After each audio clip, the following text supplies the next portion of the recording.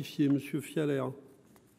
Oui, Monsieur le Président. Donc cet amendement vise à renforcer les dispositifs prévus par le présent article. Il durcit les sanctions pécuniaires appliquées par l'Arcom vis-à-vis de l'éditeur d'un service de communication au public en ligne permettant d'avoir accès à des contenus pornographiques et qui ne mettent pas en œuvre un système de vérification de l'âge conforme aux caractéristiques techniques du référentiel ou lorsque ce dernier est absent. En effet, si les sommes prévues de 1, 2, 4 ou 6% du chiffre d'affaires mondial apparaissent proportionnées, lorsque respectivement leur système de vérification de l'âge est non conforme au référentiel, au cas de récidive, ou absent et ou en cas de récidive, celles respectivement de 75 000 à 500 000 euros semblent insuffisantes. Certaines plateformes pourraient ainsi être tentées de poursuivre la diffusion de tels contenus en prévoyant une budgétisation des amendes. Par ailleurs, cet amendement tire d'autant plus sa nécessité en raison de l'absence de la mention le plus élevé des deux montants étant retenu lorsque le présent article prévoit l'application des amendes les plus importantes quand l'éditeur se rend coupable de récidive.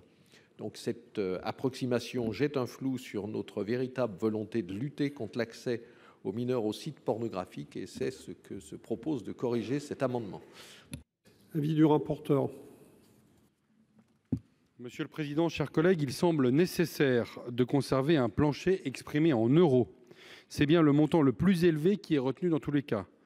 Et ainsi, un site qui réalise plus de 7,5 millions d'euros encourrait une amende supérieure à 75 000 euros en cas de mise en œuvre d'un système de non-conformité au référentiel de l'Arcom. En revanche, pour le site qui réalise un faible chiffre d'affaires, une amende de 75 000 euros serait tout de même encourue. L'avis est défavorable. Monsieur le ministre. Merci Monsieur le Président, Monsieur le Sénateur. Même avis que le rapporteur, c'est vraiment le plus fort des deux montants qui est retenu. Et donc pas de nécessité, au contraire, à supprimer les plafonds monétaires. Bien, donc un double avis défavorable. Vous maintenez l'amendement, Monsieur Fialaire?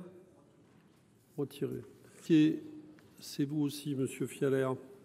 Oui, alors, par cet amendement, là, il est prévu d'étendre le délai prévoyant d'alourdir les amendes qu'encourt l'éditeur d'un service de communication au public en ligne permettant d'accéder à des contenus pornographiques de 5 ans à 10 ans, afin de rendre le nouveau dispositif plus coercitif et dissuasif en vue d'une éventuelle récidive.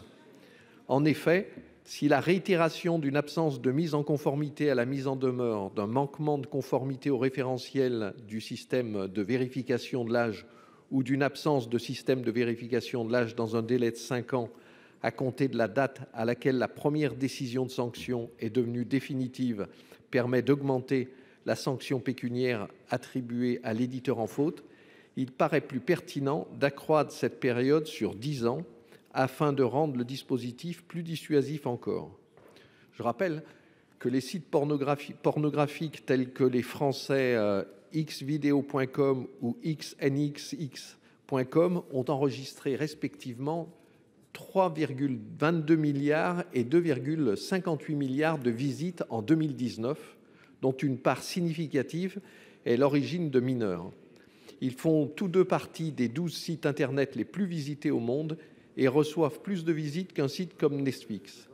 Le Canadien Pornhub possède quant à lui un chiffre d'affaires effrayant atteignant les 500 millions de dollars. Il est donc nécessaire de limiter le plus possible la poursuite de la diffusion de tels contenus à nos mineurs en frappant plus fort économiquement et plus longtemps afin d'éviter à ces sites de prévoir une budgétisation des amendes qu'ils encourent. Monsieur le rapporteur. Bien, Monsieur le Président, cher collègue Bernard Fialaire, vous proposez l'allongement de la durée pendant laquelle il peut y avoir une aggravation de l'amende pour réitération. La durée de 5 ans correspond à ce qui est prévu dans le Code pénal en matière délictuelle.